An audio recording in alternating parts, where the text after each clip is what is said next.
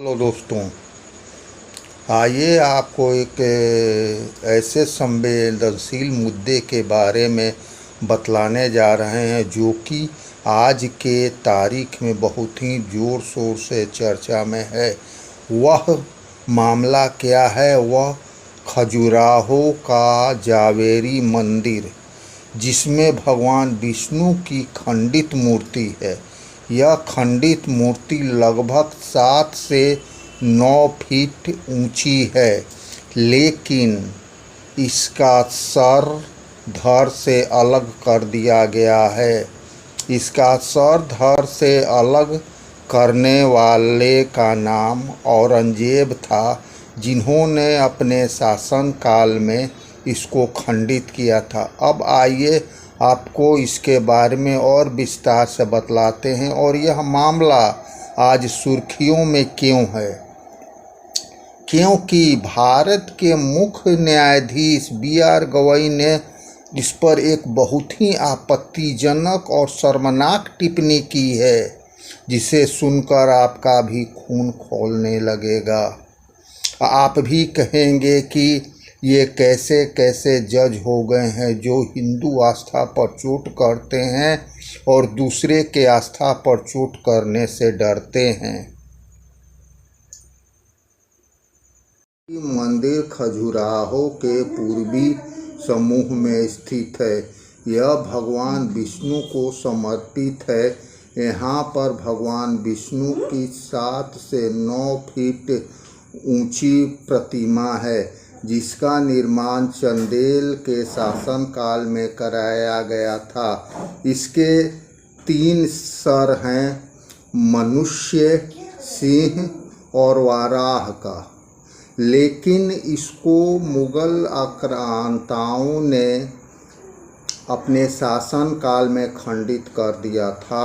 इसके जो 4 सोने के हाथ थे, उसको काटकर वे अपने साथ ले गए थे।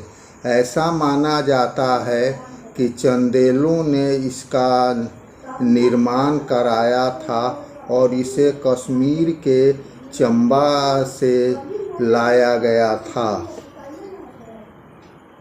इस मूर्ति को बदलने के लिए और उसकी जगह पर दूसरी मूर्ति की प्राण प्रतिष्ठा करने के लिए हाल ही में सुप्रीम कोर्ट में एक याचिका लगाई थी, जिसमें कहा गया था कि इस मूर्ति को बदलकर वहां पर दूसरी मूर्ति लगा दी जाए और उसकी प्राण प्रतिष्ठा करने के लिए सरकार को आदेश दिया जाए।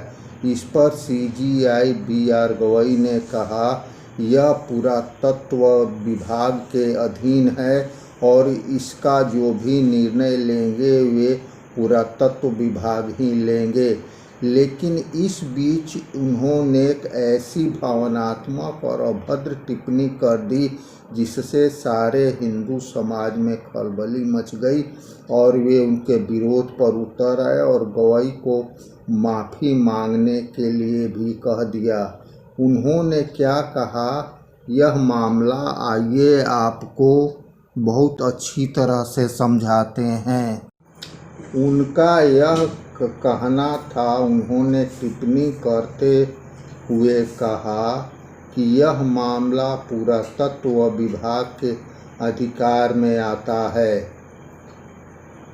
जाइए और देवता से ही कुछ करने को कहिए।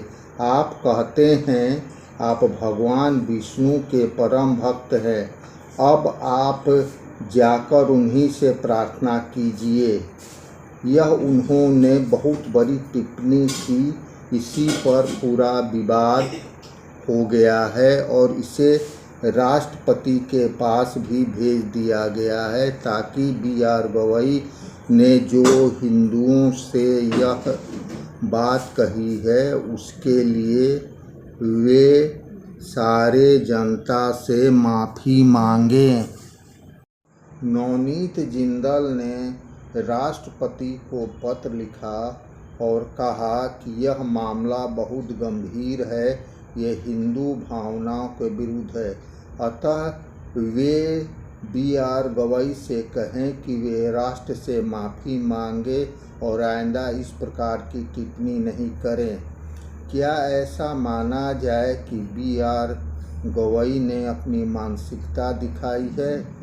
शायद वे इस पद पर हैं, उन्हें ऐसा नहीं करना चाहिए, लेकिन उन्होंने इस प्रकार की मानसिकता दिखाई है तो उन्हें माफ़ी भी अवश्य मांगनी चाहिए। माफ़ी मांगना कोई गुनाह नहीं होता है, गलती सभी से हो जाती है, लेकिन उन गलतियों का समाधान वे कर सकते हैं और वे माफ़ी मांगकर जनता के आक्रोश से बच सकते हैं। अगर यही टिप्पणी वे दूसरे धर्म के विरुद्ध उन्होंने किया होता तो अब तक बहुत सारे मैसेज उनके पास पहुंच जाते, सर तन से जुदा का मैसेज पहुंच जाता और वे घरों में छिपे फिरते। लेकिन हिंदू बहुत ही हिम्मत वाले होते हैं और सहन शक्ति वाले होते हैं, लेकिन उनकी सहन शक्ति की परीक्षा लेना भी अच्छी बात नहीं है। अतः B.R. गवई को चाहिए कि वे देश से माफ़ी मांगे। थैंक यू, धन्यवाद। मेरे चैनल को लाइक, सब्सक्राइब और शेयर करें।